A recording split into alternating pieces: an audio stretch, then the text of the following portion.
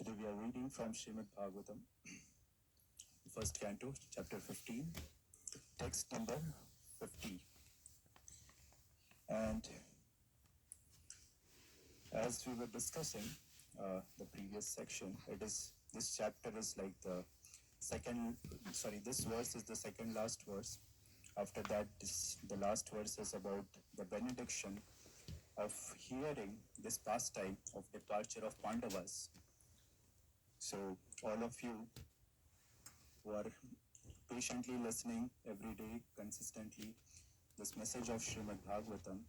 So tomorrow you should definitely attend tomorrow's class, because there will be Falashruti, or like the benediction which is given, like what is the benefit of hearing all this pastime of departure of Pandavas. So we'll be hearing that tomorrow from Mataji. And I pray that may the right words come with the right intention at the right time and have right impact on all of you. I seek blessings of all the devotees. So, as we see in this particular verse, Draupadi also saw that her husband, without caring for her, were leaving home. She knew well about Lord Vasudeva Krishna, the personality of Godhead. Both she and Subhadra became absorbed in thoughts of Krishna and attained the same results as their husbands. So as we see in the previous few verses, it is given that the Pandavas, they meditated on the Lord and they went back home, back to Godhead.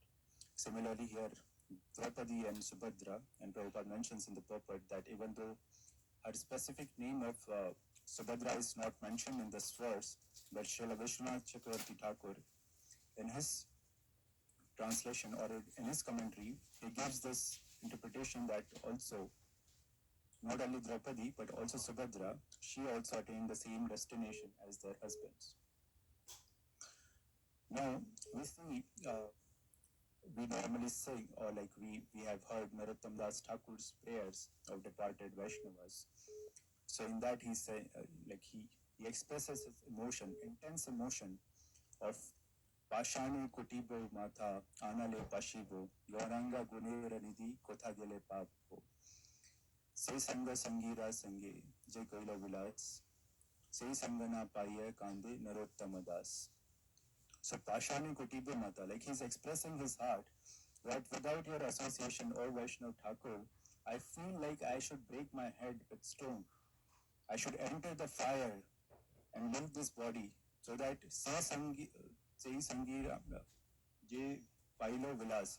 So the pleasure which I was getting in your association, that association is no more. And what I am crying again and again, that I want to be in your association, and if that takes me to your association, I am willing to do that.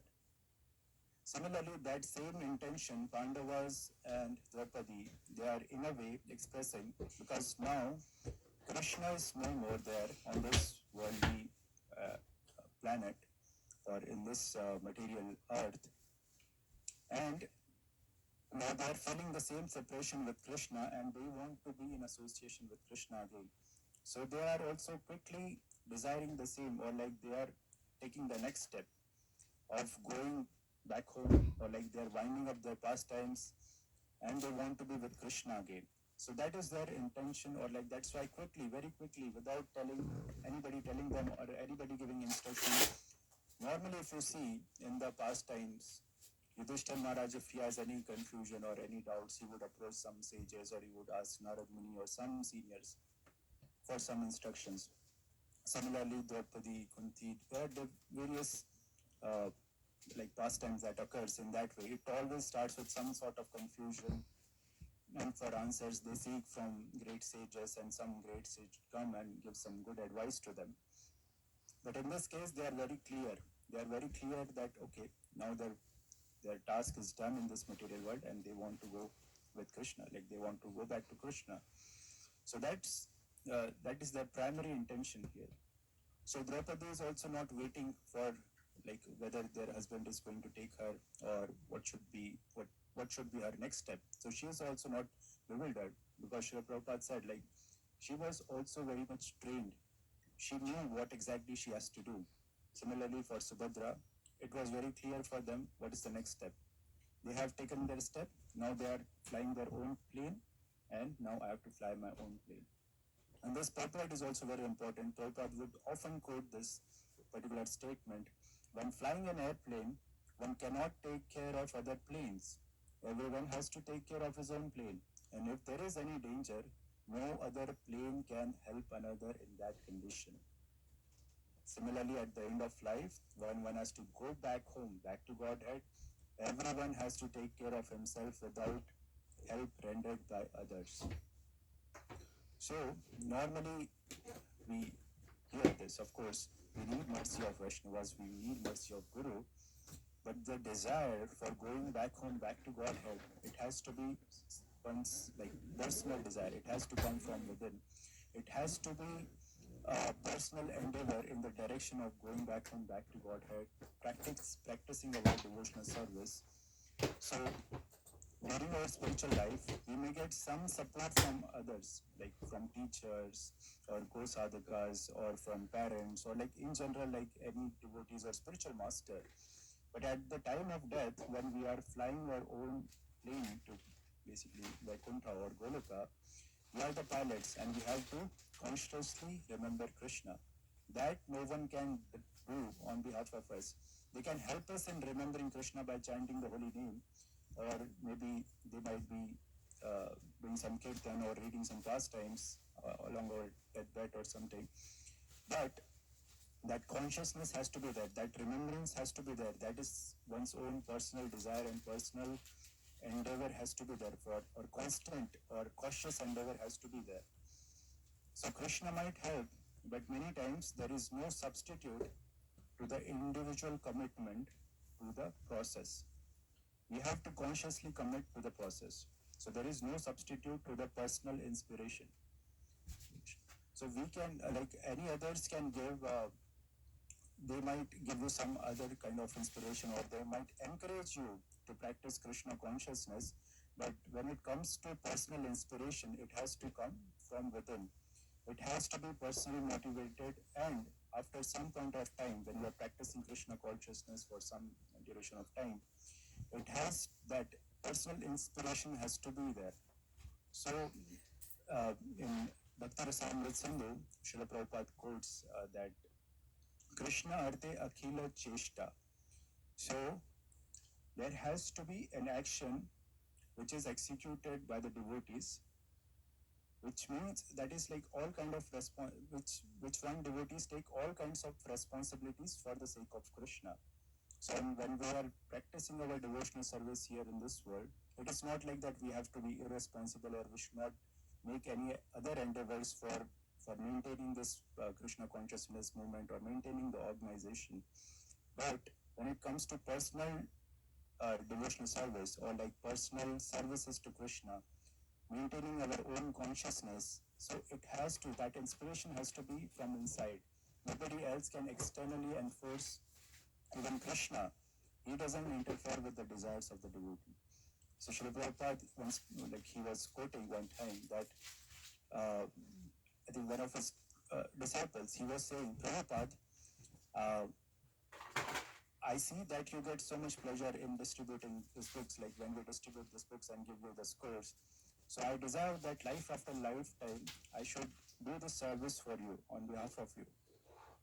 And Srila Prabhupada, of course, he was very pleased with this, the intention and the prayer that this particular devotee was expressing his heart. But at the same time, Srila Prabhupada said, don't come back again. Because after 10,000 years, like this is just the golden period. Maybe after that, when you come back, nobody is even interested in reading this literature. So, a spiritual master, of course, sometimes we also say Srila Prabhupada has the key for the back door. So, I'll just hold Srila Prabhupada's dhoti and we'll go back home, back to God. Of course, that is good. But Srila Prabhupada would be much more happy if we come from front door as well. Like, he'd be very much happy if we also make that effort and do our personal sadhana or like our practicing our Krishna consciousness with much more intense desire, with personal inspiration. And that all the devotees who are practicing, like who have practiced for almost, like say, a couple of decades or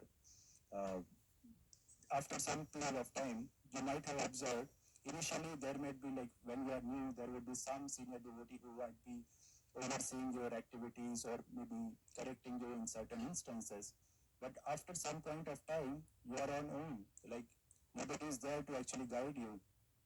So even the institutional support, sometimes it may not be there in future.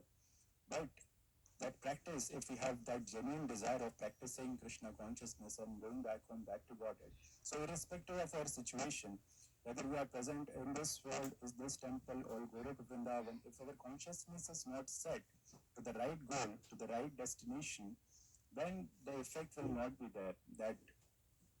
That desire of going back home, back to Godhead, that desire has to come from within. Even that desire is not given by Krishna. So, I mean, Krishna can give some inspiration, but still, the living entity has the free will to choose between Yogamaya and Mahamaya. So that is always there. Similarly, here the verse is talking about they have went back home, back to Godhead with the same self body. So in the case of Draupadi and in the case of Subhadra Maharani, because even if you see, their birth is also not like the natural one, or like their body is actually transcendental, because Draupadi was also born from a fire sacrifice. She has another name for Draupadi is Yajna Saini, like someone who is born out of Yajna. And Subhadra, she is also divine. She is called like she is expansion of Yog Maya in a way.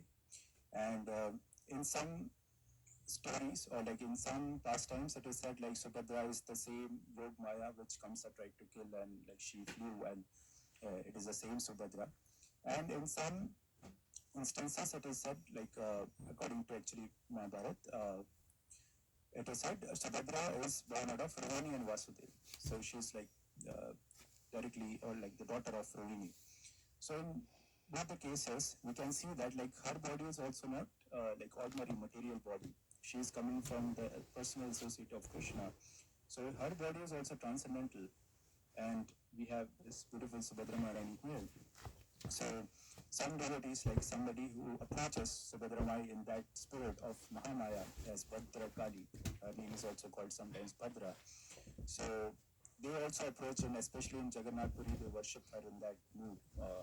Not the Pandas, but other general devotees, they come with that mood of Bhadrakali, like they worship her in that way.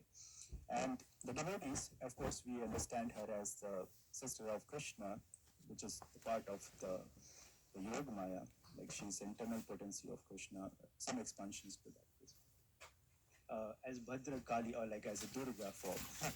So because in that pastime, when she was slipped from the hands of Kamsa, she took the form of Durga, and she warned Kamsa, like actually the person who you wanted to kill has already taken birth somewhere in the nearby area. So in that way, some devotees worship. But even if we see this particular pastime as well, um, there are some pastime, of course, those who have read Mahabharata or have heard from Mahabharata, the same instance can have a different story. So, for example, the departure of Pandavas, how they left the body in Mahabharata is different from how it is described in Srimad Bhagwatam. So, in Mahabharata, it is said that like they started towards the north direction, all Yudhishthir Maharaj, or like all the Pandavas, along with Draupadi. So they started walking towards the north direction, towards the Himalaya. And the first person to actually fall is Draupadi, and then Sahadev and Nakul, and then Arjuna, then Bhima, and only Yudhishthir Maharaj could reach towards the end, along with a dog. And the dog was also testing, he was Yamraj himself. So there are different instances of the same pastime in Mahabharata and in Bhagavatam. So how do we understand that? Sometimes it is like conflict for somebody who has read Mahabharata to understand this. Oh, here it is said that they went to Vaikuntha, but in Mahabharata it is said that they went to Swargaloka. So Swargaloka also they say that like they went to heavenly planet, but even before that they had to actually see the hellish planet, and then they went back to like Swargaloka, or like they joined their ancestors there. So these are like two different instances of the same pastime. Similarly, uh, the end of Parikshit Maharaj is different in Mahabharata, and here in Bhagavatam we have a different story to the same. So this has been properly because all the acharyas, they give us the references, but at the same time they have given like how to understand this two different versions. So Srila Vishwanath Chakravarti Thakur and Srila Jiva Goswami and Preeti Sandarbha, he gives the he gives the reason for this. So he has stated three major reasons, like why if you find like similar pastime but two different versions in Mahabharata and Srimad Bhagwatam, there could be broadly, of course, there could be many reasons, but broadly he has categorized in three major parts. First, he states that like it could be because of kalpa bhed, not all the pastime, but there are some pastimes which has happened in a different kalpa or different day of Brahma, and another pastime has happened in a different day of Brahma. But that is not applicable in all the instances. Sometimes if the devotees they don't know, they would just use this as like, oh, this might have happened in one kalpa and this might be in another kalpa. So that's not the uh, proper answer for all the pastimes, but some pastime it is true. And then second reason he states is because the audience, there are like for because the focus of Mahabharata is about dharma, artha, kama, and moksha, like the four purusharthas or four primary duties of somebody, how to live in this world. So Mahabharata is about how to live in this world, how to perform your dharma, artha, kama, and moksha, how to perform your duties, how to enhance your situation economically, how to get liberated, dharma, artha, kama, how to do sense gratification as well, like in a regulated way. So it is about how to live in this world. So that scripture is about that. But Srimad Bhagavatam is about how to get out of this world. And it talks about pure devotional service, the fifth Purushartha or the Pancham Purushartha, or the fifth way. That is how to practice devotional service, how to perform bhakti. So the outcomes also, it is according to the audience which is hearing that particular scripture, and it should be appealing to them to practice that scripture. So somebody who is reading Mahabharata, their ultimate aim is to go to a heavenly planet or to enjoy or like to how to live in this world properly and how to perform our dharma properly. So that is their main focus. But in Srimad Bhagavatam, right on the first verse, dharma prajita kaitava, like all other religions has to be like sidelined, and he's talking about the main principle of going back and back to Godhead, how to perform devotional service. So that is the main principle of Srimad Bhagavatam, and it starts with that. So dharma, artha, kama, moksha could be there in some parts, but that's not the main thing. Similarly, in Mahabharata, Krishna is also established as supreme personality of Godhead in indirect way, but his like the main focus is how we can perform our dharma, artha, kama, moksha in proper way. Their focus is that. So this is the second way of understanding, according to the audience that has been presented by the same author, but two different audience. And their understanding is also in that level. So for example, if you go and learn mathematics, so for somebody who is just learning mathematics, it starts, the counting starts with like 1, 2, 3, 4, like that. But as you advance, like there are also like zero and negative numbers, and there are also square roots and different multiplication formulas. So if you tell everything to that person who is just learning the counting 1, 2, 3, it will be totally bewildering for that person. So as you go higher, there are also like imaginary numbers, real numbers, imaginary, like there are different uh, terms which are used. Different numbers are there. There are different sciences behind that. How that numbers are applied, that is also different. So somebody who's higher, for them it is easier for them to understand. Similarly, Srimad Bhagavatam is Amala Purana. So it is for Paramahansa Samhita, it is called for advanced souls or somebody who is advanced, who is looking beyond dharma, artha, kama, and moksha. So according to their understanding, for them, it is easier to understand. And that's why the focus is here. Normally we always talk, because we are in ISKCON by the grace of Srila Prabhupada, we are talking about going back home, back to Godhead. We are very clear about like there is Vaikuntha, there is Goloka, there is spiritual world. So sometimes because we hear it regularly, we think that this is okay, this is a simple concept. But it is very rare. If you go outside and talk about the spiritual world, going back home, back to Godhead, it's not so easily accessible to them. So for them, okay, going to heavenly planet, maybe they will be able to understand. But there is a spiritual world, and within spiritual world also there are different planets, different gradation, different rastas. So that is like too specific for them. Just like in PhD, like if you do PhD in mathematics, it's not like the generic mathematics that you study. You study very specific, like even one theorem or one formula that you have to deep dive into. Similarly, when we are studying the Srimad Bhagwatam, it's like very specific. They are not narrowing it down. Similarly, this the other term which is used in this verse is Eka Anta. So have you seen like maybe a weapon or something, like it has a very sharp pointedness, like one point. So it starts broadly and then it goes narrow and narrow and narrow and narrow, and at the end there is only one end. So that is Ek Anta. So that the concentration of Draupadi was like that.